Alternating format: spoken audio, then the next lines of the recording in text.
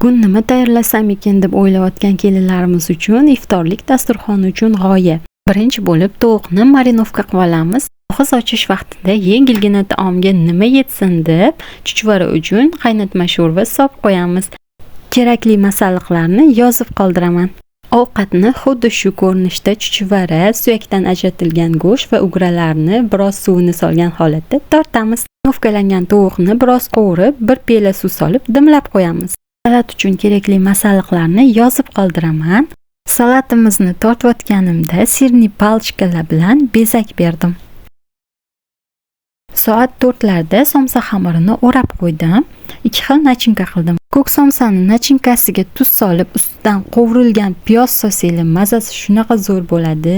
Shu usulda qilib ko'ringlar. Ikkita somsani 2 xil usulda tugib oldim. Ko'k somsani yarim oy usulida, go'shtli somsani 3 burchak shaklda.